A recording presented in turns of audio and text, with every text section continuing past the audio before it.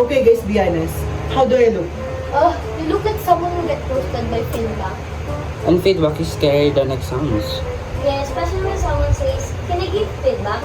That's like a call for blaze yourself.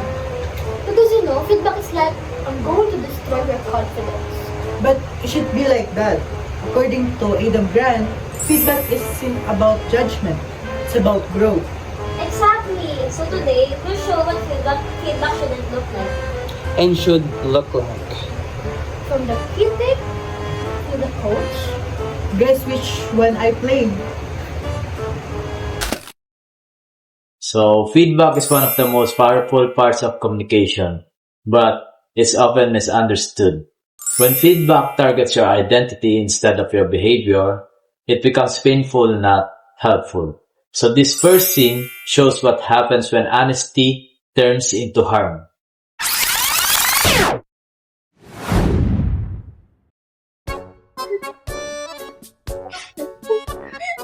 Wait, Ray. Do you see this post? You heard the song, right? Yes. Actually, I already wrote the song. Can you guys listen to? Okay.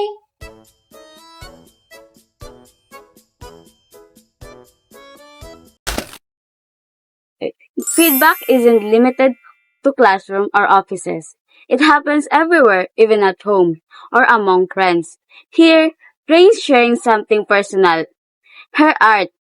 When emotions are involved, feedbacks become even more delicate. This first scene sets the stage for what happens when honesty goes wrong, and it's done right.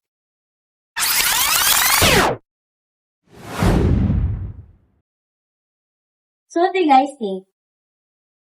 It's fine, I guess. But it's kinda like off and sad. Sad? It's about hope after breakup. Yeah, like, it's a little bit dramatic, like crying while journaling. You know what I'm trying to say? But I didn't mean to sound it that way. That was harsh. No, that's identity feedback. Maybe I should stop writing for now.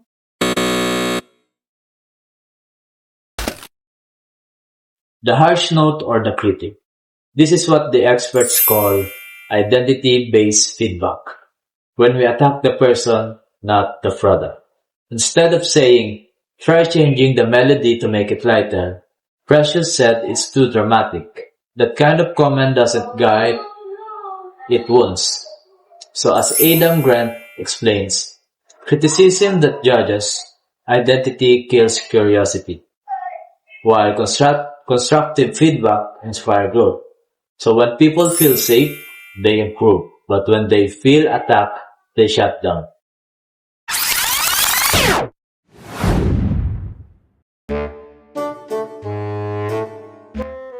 Hi, Rain. Just want to say sorry about earlier. I know I sound harsh. It's okay. Feedback's hard to give sometimes. You know what? I actually love your lyrics. It's really heartfelt. Maybe we can add a bridge that can shift from sadness to hope. Like a musical contrast? Yes, like sad verse, uplifting bridge, and heady chorus. So basically, that's what you call main character glow moment. Okay, let's try that. This actually makes sense. That's perfect. See? Just needs structure, not less emotion. Thanks.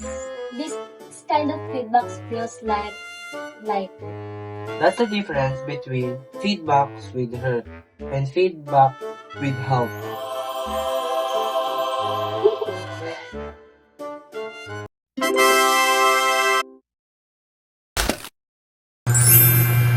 Feedback works best when it's specific, respectful, and actionable.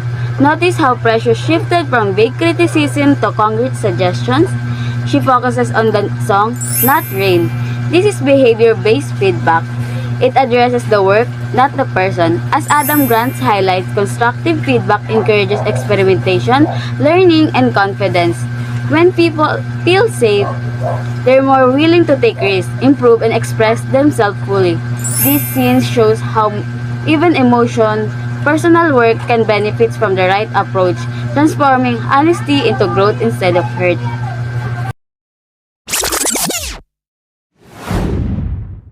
You know, after all of that, I realized that the feedback is a gift. It just needs some right wrapping. When feedback feels like an attack, we hide. But when feedback feels like a help, we grow. Feedback isn't about proving who's better. It's about getting better together.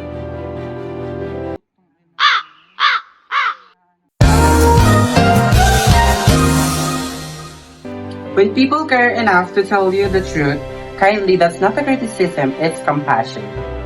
And the way we receive it, the second score, it shows how truly powerful we are.